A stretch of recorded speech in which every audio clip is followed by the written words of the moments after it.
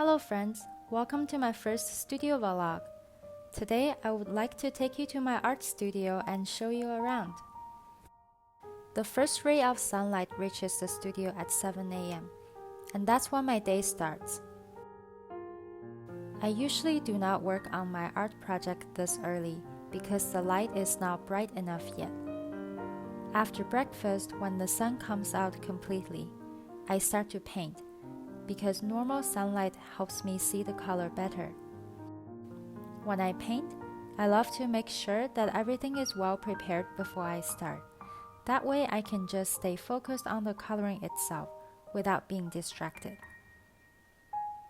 So here's my drawing table setup routine.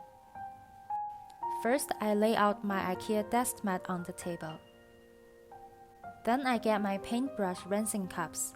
I use the rightmost cup for first time rinse. Then I dip the brush into the middle cup for second time rinse. And then I use the leftmost cup for third time rinse. With the 3-level rinsing method, I almost never have to go to the sink to refill the cups with clean water when I paint. Next, I prepare 2 ceramic palettes, just in case I run out of space to mix colors. I get my brushes up there as well, and then I start painting. I take breaks every now and then, looking at the clouds while waiting for the layers to dry. The clouds are never the same, sometimes fast, sometimes slow. They're just always so interesting to look at. To the left of my drawing table is my laptop table.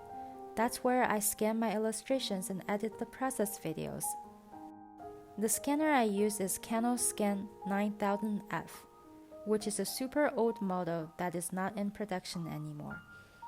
But after all these years, it is still in perfect condition and continues to generate high-quality digital scans for me. As for video editing, I use this software called iMovie. It is free and comes with Apple. I don't do anything fancy with the videos, so iMovie suits my needs just well. In between my laptop table and my drawing table, it's a drawer where I store most of my art supplies. The topmost drawer is for testing paper. I can't believe I actually accumulated so many of them over the years. If you have seen my illustrations, you might be able to tell the illustration just by looking at its corresponding testing paper. For example, this testing paper is for a piano story and time flies. This testing paper is for Decisionland. And this one is for The Light of Egypt. I like collecting testing papers. They're always fun to look at every now and then and are great color reference resources. Okay, now back to the drawer. The second drawer is where I store my poster color. For now, I only use them for highlights and correcting mistakes, but I would love to paint with them one day. The third drawer is my watercolor supplies, color inks and stuff. And this one is where I store my pencils, markers, pens, and etc.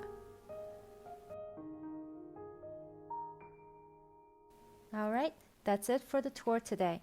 I hope you enjoyed the video. In the next studio vlog, I will talk about how I scan and edit my illustration, so stay tuned.